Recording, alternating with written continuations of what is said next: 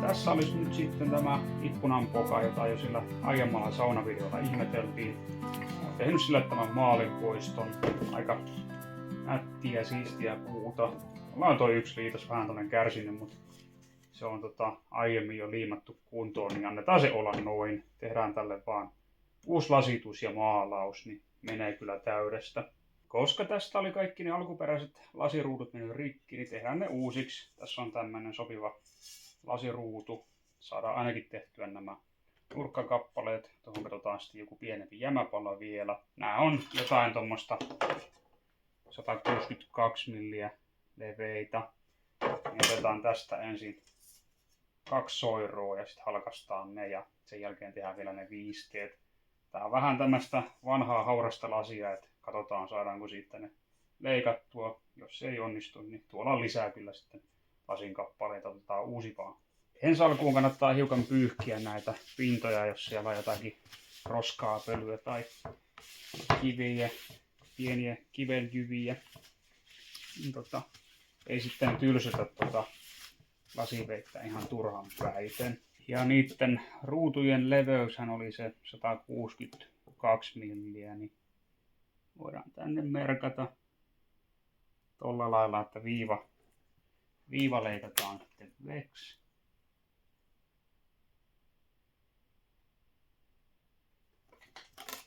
On tämä toinenkin puoli tästä.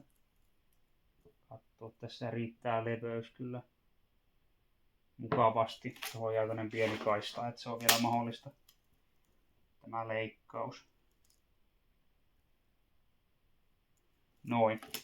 Tuossa on meidän lasiveitti. Sitten voidaan käyttää puuohjuria ja siinä on hyvä niksi vaikka tämmönen, että pistää 2,5 teippiä tai kierrottua teippiä ja sitten pistää sen tuohon näin, niin se ei sitten pääse liikahtamaan niin helposti. Tämä on semmonen hyvä vinkki esim. Aloittelijalle.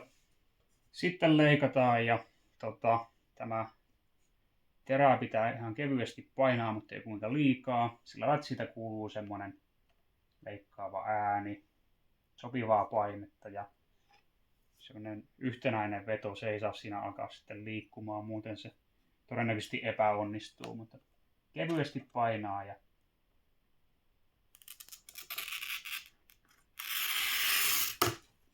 no niin, siinä tapahtui joku kömmähdys, totta kai.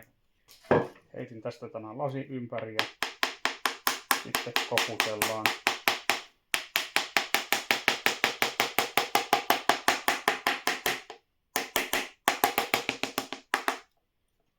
Hiukan tuolta lähti nyt sitten vinoa, mutta se ei haittaa meitä. Että tosiaan se ei saa keskeytyä se leikkaaminen, niin kuin meikäläisellä tossa nyt totta kai sitten kävi. Mutta onnistui kuitenkin. Sitten vielä tämä toinen puoli. Tässä saattaa nyt olla terässä liikaa.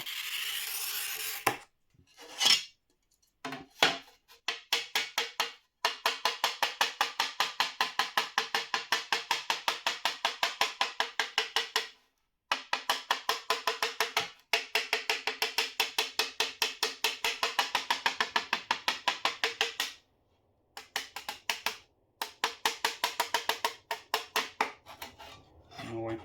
Nyt oikeastaan seuraavan leikkauksen pääsee helpommalla, kun pistää tämän lasiruudun nyt tuohon hollille ja sitten ihan tästä piirtää nuo merkinnät tänne. Nämä ei ole mitenkään ei tunnu olevan ristimitassa, niin ei kannata luottaa siihen.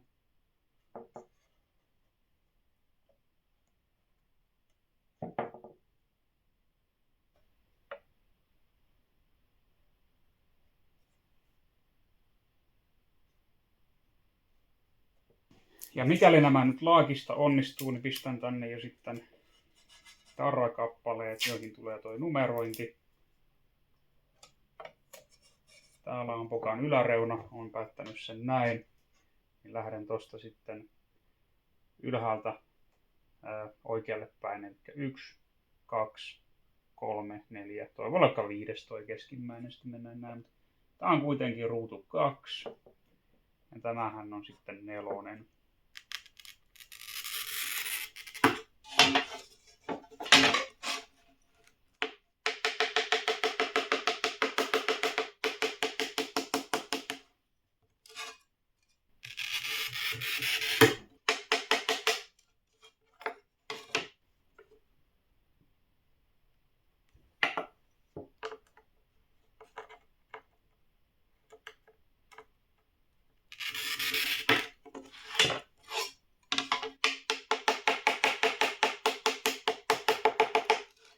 Nämähän meinasi valla unohtua.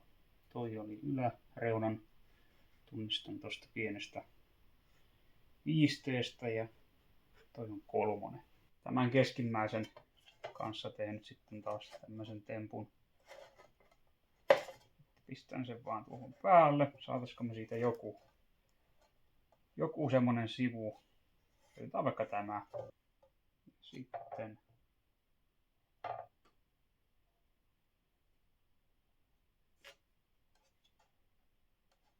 noin.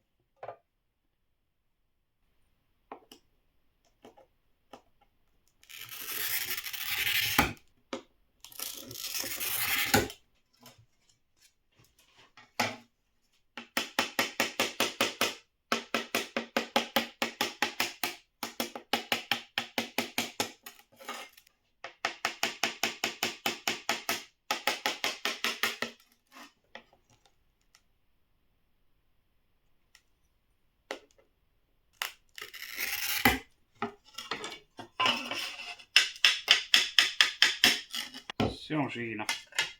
Se on tunnistettava ruutu, mutta pistetään nyt ihan muodollisuuden vuoksi. Niin siihen sitten tuo numero 5. Sitten voidaan katsoa, miten nämä lasiruudut istuu. Numero 4, 3, 2 ja sitten on vielä tuo salmiakki 5 keskellä. Aika hyvältä näyttää.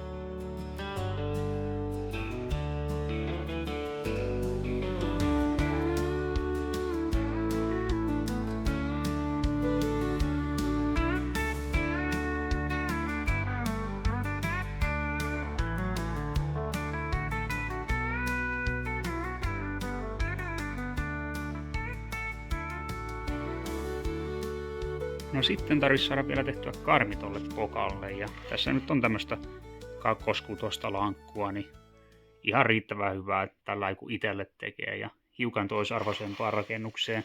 Tuossa nyt on vähän sydänpuuta, mutta tai siis ydintä, niin koitetaan höylätä se veksi. Vedetään oikohöylästä läpi ja sitten tasohöylästä, ja sitten vielä saataan siinä huulokset, ja sitten tehdään nurkkaliitokset.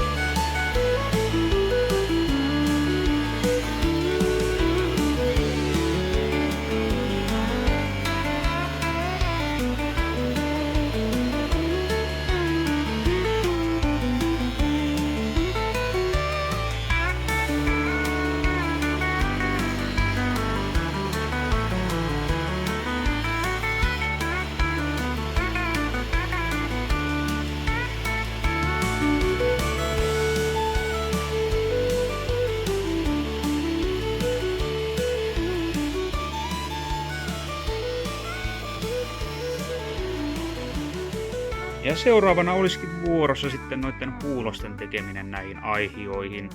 Olen tämän pöytäsahan vasta jo säätänyt sillä lailla, että sen pitäisi olla kutakuinkin kohillaan, eli ensin sahaan tämän, että mikä se tulee olemaan se syvyys tässä karmissa tai huuloksessa, eli näin päin. Ja sitten jos on sopiva, niin vedän ne kaikki läpi ja sen jälkeen säädetään sillä lailla, että saadaan vielä tuo huuloksen leveys, eli tässä suunnassa, mutta ei kai siinä. Lähdetään sahailemaan.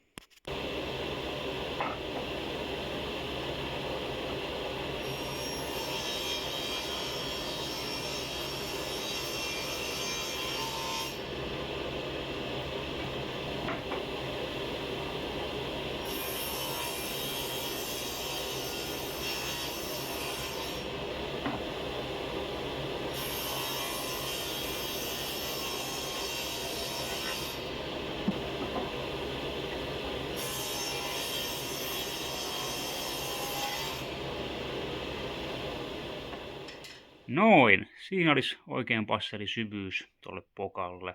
Ei ole liian väliä eikä liian tiukkakaan sitten, että se on just tämän levyinen. Tässä on millipari ylimääräistä, niin se on ihan sopiva.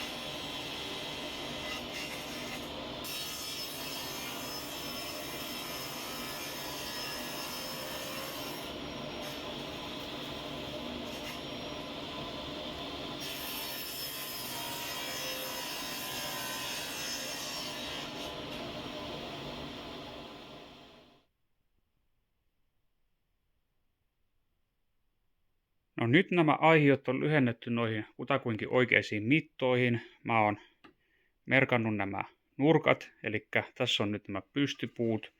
Oon pistänyt sinne vielä tuon nuolen osoittamaan, että mikä suuntaan alaspäin. Sitten on noin koodaukset A kohtaa A ja niin edelleen.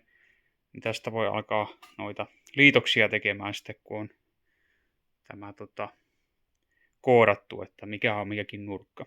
Ja tuossa vielä ennen koodausta niin valikoittiin tähän alareunaan karmiin tämmöisen hiukan paremman puun, että on aika semmoista pihkasta ja tiukkaa, niin se pitäisi sitten kestää siinä pidempään.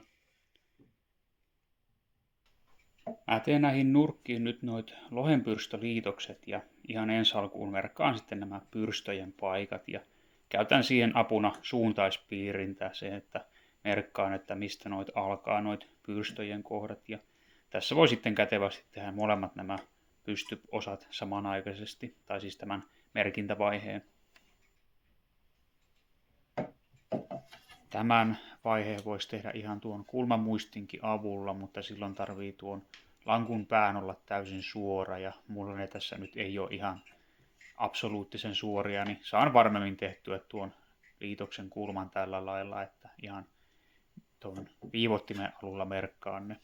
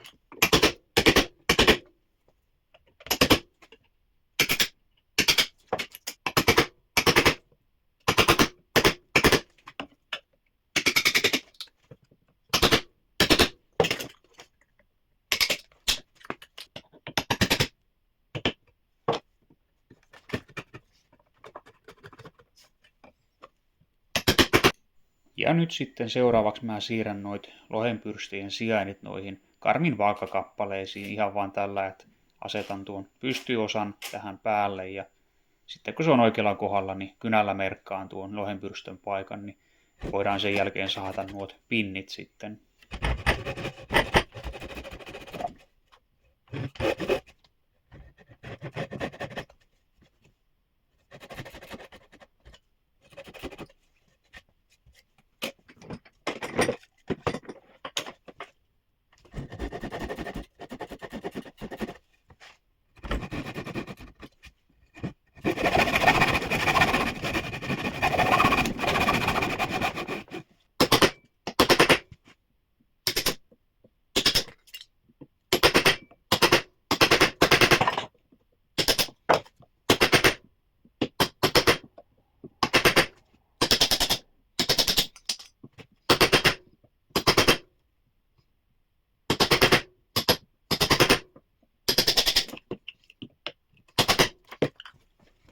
Tällaista liitosta kun taltan kanssa tekee, niin ei kannata heti lähteä tuosta viivan kohdalta alkuun, vaan pari milliä ehkä viivasta ja sitten voi mennä pikkuhiljaa lähemmäksi viivaa, kun on saanut puuta poistettua. Muuten voi käydä niin, että siitä tulee sitten poistettua enemmän puuta, mitä tarkoitus oli.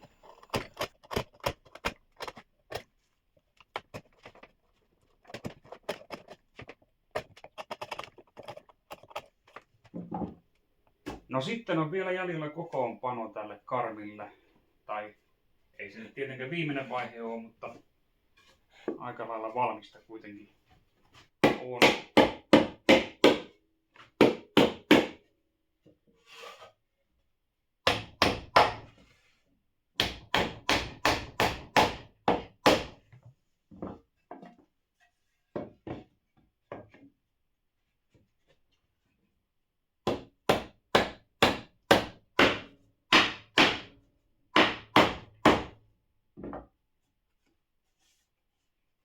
Noin, siinä on alareuna.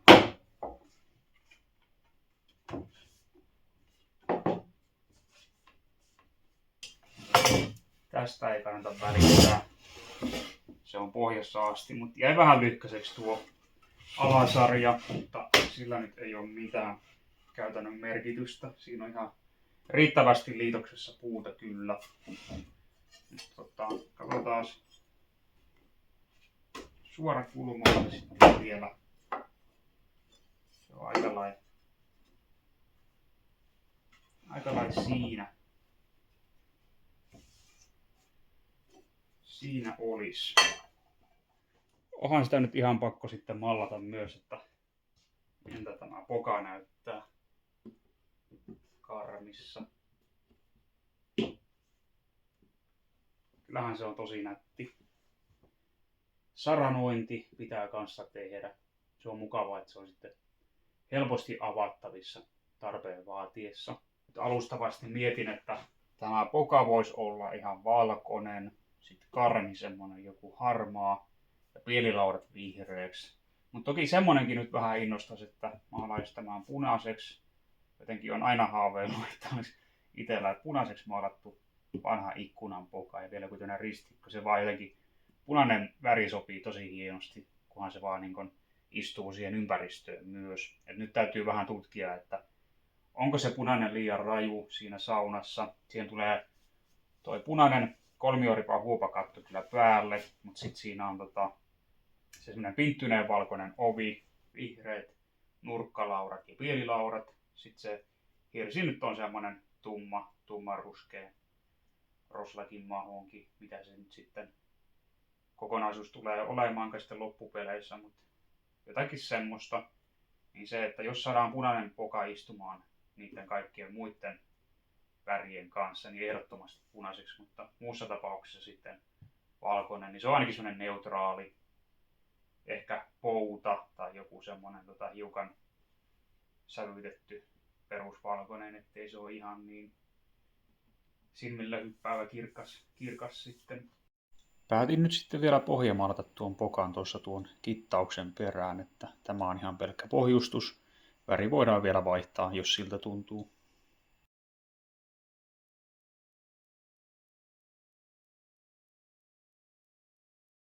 Kyllähän se ehdottomasti ilmeikkäämpi olisi, jos siinä olisi joku muu väri kuin tuo valkoinen, mutta katsotaan mikä olisi sitten sopivi.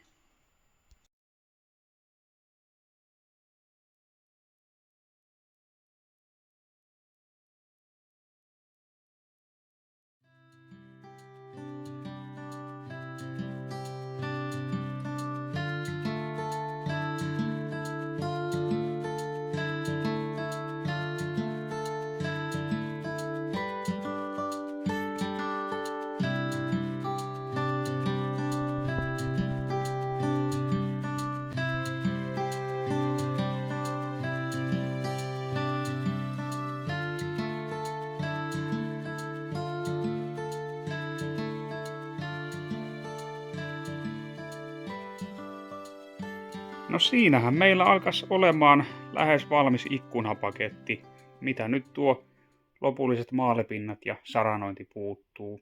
Mutta suurin osa on takana päin ja aika nätti ikkunahan siitä tuli. Että tämä tulee olemaan kyllä sellainen mukava viimeistelevä yksityiskohta siihen saunan ulkoasuun, ja tämän sitten siihen pääsee asentelemaan.